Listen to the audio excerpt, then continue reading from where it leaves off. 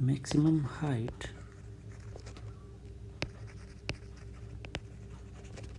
attained by a particle or any object। अगर हम किसी भी ऑब्जेक्ट को वर्टिकली अपवर्ड डायरेक्शन में थ्रो करते हैं विद वेलोसिटी v, तो हम कैसे बताएंगे कि वो कितनी हाइट अचीव करेगा।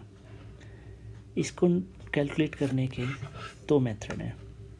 फर्स्ट मेथड जो एप्लीकेबल है वो कब कि जब h is very small as compared to r, where r is the radius of earth।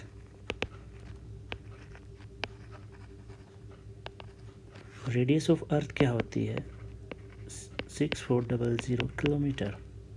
It's nearly 6400 kilometre.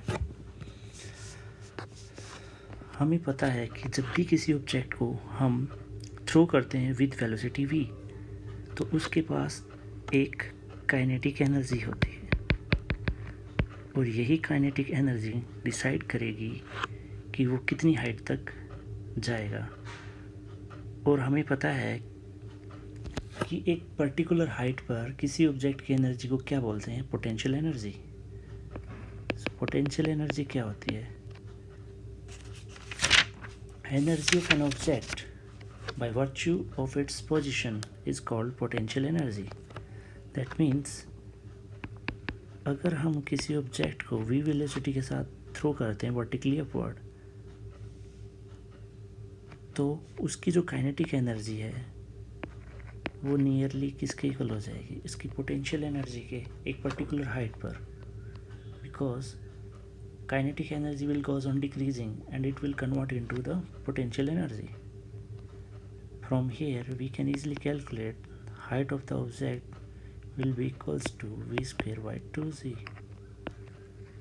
That means अगर हम किसी वेलोसिटी, अगर किसी ऑब्जेक्ट को, फॉर एग्जांपल किसी बॉल को हम ग्राउंड से अपवर्ड डायरेक्शन में थ्रो करते हैं और वो जाती है 2 बिल्डिंग की हाइट तक, और 2 बिल्डिंग की हाइट हमें पता है कितनी होगी? Around 20 feet. तो उस हाइट को यूज़ करके हम ऑब्जेक्ट की वेलोसिटी भी निकाल सकते हैं, और velocity will be equals to root 2gh। But this method is only applicable for small h। For large h, for h nearly equals to r or h is large as compared to the height we have taken earlier। उसका करने का क्या method है? उसके लिए हमें पता होना चाहिए कि पोटेंशियल एनर्जी कितनी होगी। अगर ऑब्जेक्ट पर, अगर कोई ऑब्जेक्ट है उसकी ग्राउंड सरफेस पे कितनी पोटेंशियल एनर्जी है और एक पर्टिकुलर हाइट पर कितनी एनर्जी है,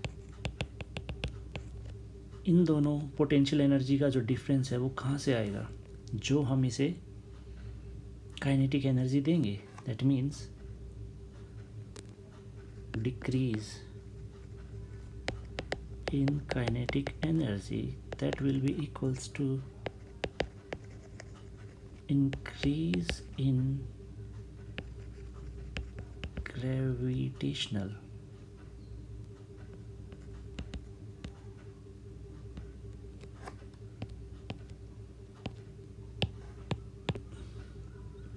increase in,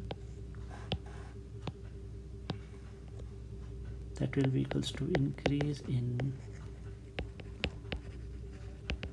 gravitational potential energy of object। Ground पर पोटेंशियल एनर्जी कम होगी क्योंकि हाइट क्या है? 0 के around.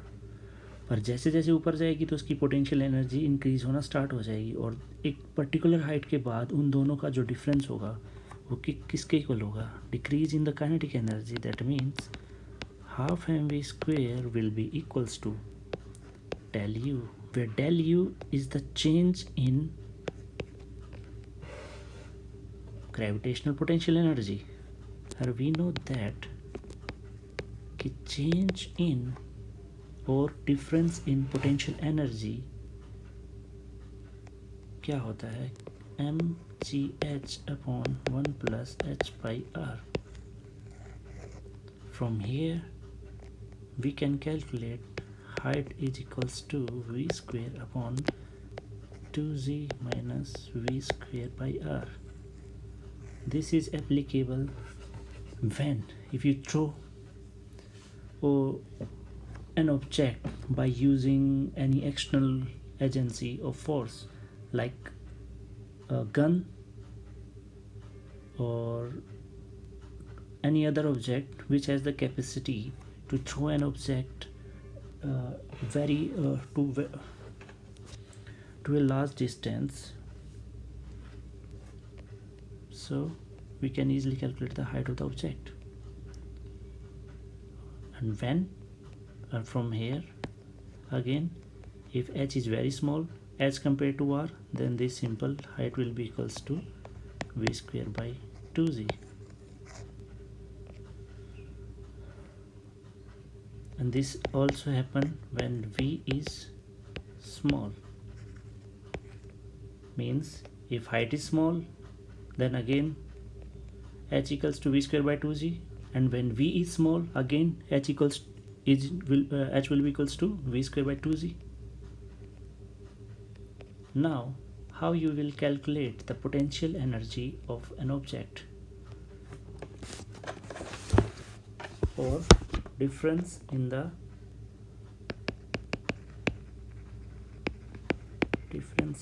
potential energy, how you will calculate this?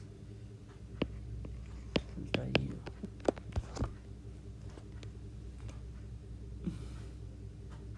You will see in the next video.